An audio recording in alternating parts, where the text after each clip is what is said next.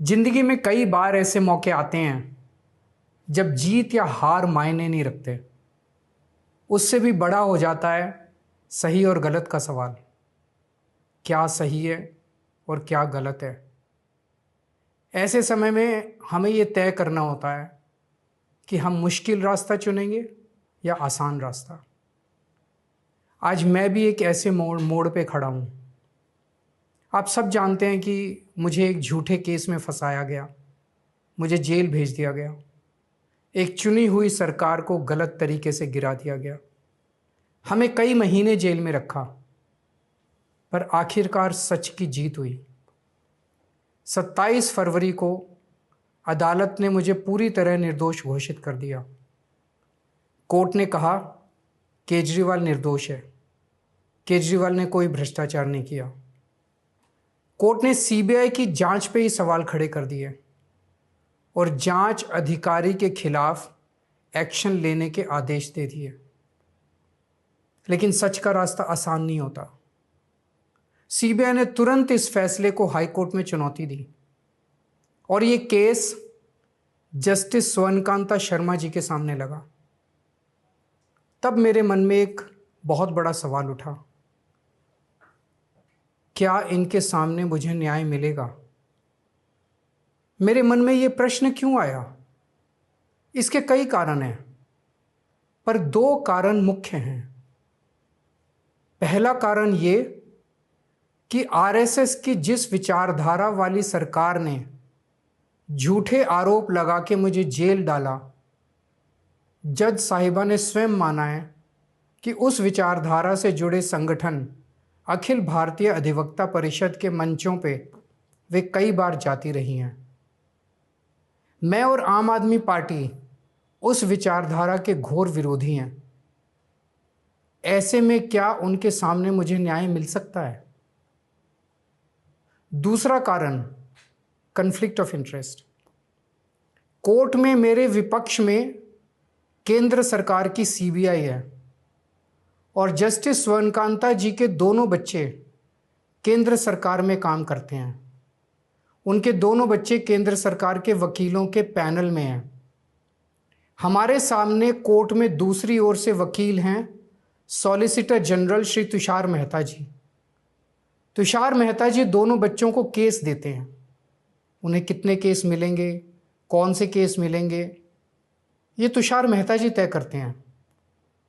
भारत सरकार के पैनल में लगभग 700 के करीब वकील हैं, लेकिन जस्टिस स्वर्णकांता जी के बेटे सबसे ज़्यादा केस पाने वाले वकीलों में से एक हैं। उनके बेटे को 2023 से 2025 के बीच लगभग 5,904 केस डॉकेट मिले। इससे उनके बेटे को करोड़ों रुपए की फीस मिली। आज की तारीख में उन बच्चों का भविष्य और कमाई दोनों काफ़ी हद तक तुषार मेहता जी पर निर्भर है।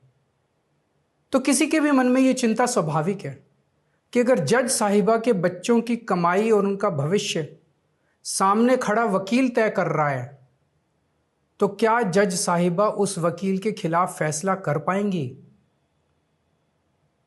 मैं ये स्पष्ट करना चाहता हूं कि मुझे जुडिशरी पे पूरा भरोसा है। मैं जुडिशरी का बहुत सम्मान करता हूं। जब मेरे खिलाफ गलत साजिश हुई तो हमारे देश की जुडिशरी ने ही मुझे न्याय दिया था। जब मुझे झूठे केस में गिरफ्तार किया गया तो इसी जुडिशरी ने मुझे बेल दी थी। इसी जुडिशरी ने मुझे उसी झूठे केस में दोष मुक्त करार किया है। पिछले 75 वर्षों में जब जब देश पे आंच आई, हमारे देश की जुडिशरी ने देश को बचाया और नागरिकों के हितों की रक्षा की है। मैं जस्टिस स्वर्णकांता जी का भी बहुत सम्मान करता हूँ। मुझे उनसे या उनके परिवार से किसी भी प्रकार की कोई व्यक्तिगत आपत्ति नहीं है। लेकिन न्याय का एक बहुत बड़ा सिद्धांत है, justice should not only be done but should also be seen to be done. इसलिए मैंने जस्टिस स्वर्णकांता शर्मा जी से पूरे सम्मान के साथ अनुरोध किया कि वो इस कन्फ्लिक्ट ऑफ इंटरेस्ट जैसे कारणों की वजह से इस केस से खुद को अलग कर लें। लेकिन उन्होंने मेरी दलीलें खारिज कर दी और फैसला दिया कि वो स्वयं ही ये केस सुनेंगी। आज मेरे सामने सबसे आसान रास्ता है कि मैं उनका आदेश मान लूं और एक बड़ा वकील खड़ा करके उनके सामने अपना केस लड़ूं। पर यह मुद्दा अब सिर्फ मेरे केस का नहीं है, बल्कि आम लोगों के न्याय प्रणाली पर भरोसे का है। ऐसी दुविधा के मौके पे बापू ने हमें सत्याग्रह का रास्ता दिखाया। बापू ने कहा था कि जब भी किसी अन्याय का सामना करो तो उसका पहला कदम विरोध नहीं बल्कि बातचीत होना चाहिए। अपनी बात अन्याय करने वाले के सामने पूरी विनम्रता के साथ रखनी चाहिए और उसे सुधारने का पूरा मौका देना चाहिए। सारी कोशिशों के बाद भी अगर न्याय ना मिले तो अंतरात्मा की आवाज़ सुनो। यदि अंतरात्मा की आवाज़ कहती है कि न्याय नहीं हुआ तो शांति और विनम्रता के साथ सत्याग्रह करना चाहिए। फिर उसके जो भी परिणाम हों वो सहर्ष स्वीकार करने चाहिए।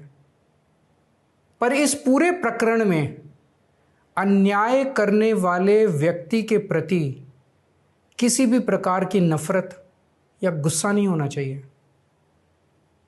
मैंने भी बातचीत से शुरुआत की, पूरी निष्ठा और विनम्रता के साथ जस्टिस स्वर्णकांता जी के सामने अपनी बात रखी।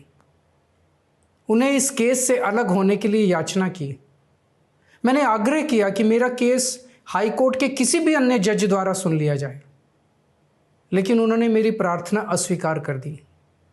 उन्होंने फैसला दिया कि वे अपने आप को इस मामले से अलग नहीं करेंगी और ये केस वो स्वयं ही सुनेंगी। उनके दिए गए इस फैसले से मैं पूरी विनम्रतापूर्वक असहमत हूँ। इस पूरे घटनाक्रम के बाद मेरी आशंका और गहरी हो गई है कि क्या उनके सामने मुझे न्याय मिलेगा। बापू के दिखाए रास्ते पर चलते हुए सत्याग्रह की भावना से अब मैंने फैसला किया है कि मैं इस केस में जस्टिस स्वर्णकांता जी के कोर्ट में ना तो स्वयं पेश होऊंगा और ना ही मेरी तरफ से कोई वकील पैरवी करेगा।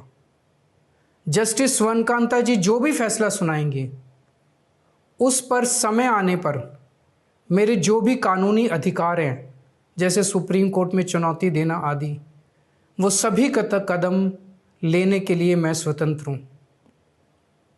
ये बात आज मैंने एक पत्र लिखकर जस्टिस स्वर्णकांता जी को भी सूचित कर दिया है। मेरा जस्टिस स्वर्णकांता जी से किसी प्रकार का व्यक्तिगत विरोध नहीं है।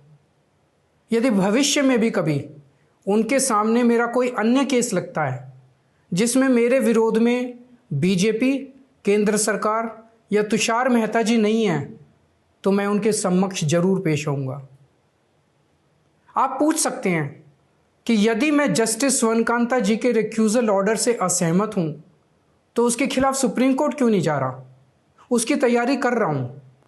ये पूरा मामला बहुत नाजुक और संवेदनशील है। कानून को ध्यान में रखते हुए, जुडिशरी के सम्मान को ध्यान में रखते हुए और लोगों के न्याय व्यवस्था पर भरोसे को ध्यान में रखते हुए एक एक कदम उठाना है। मैं ये कदम अहंकार या किसी विद्रोह या विरोध की भावना से नहीं उठा रहा। इस कदम के जरिए मेरा मकसद देश की कानून प्रणाली को चुनौती देना भी नहीं है और ना ही मेरा मकसद न्याय व्यवस्था का अपमान करना है। इसी केस में मैंने हर स्टेज पे, हर अदालत में अपना पूरा सहयोग दिया है। मैं न्यायपालिका का बहुत सम्मान करता हूँ। इसी न्यायपालिका की वजह से आज मैं आज़ाद घूम रहा हूँ। मेरा सिर्फ और सिर्फ इससे एक ही मकसद है, देश की न्याय व्यवस्था पर लोगों के भरोसे को और मजबूत करना, लोगों में ये अटूट विश्वास भरना कि ज़रूरत पड़ने पर हमारे देश की न्याय व्यवस्था से उन्हें न्याय ज़रूर मिलेगा। जय हिंद।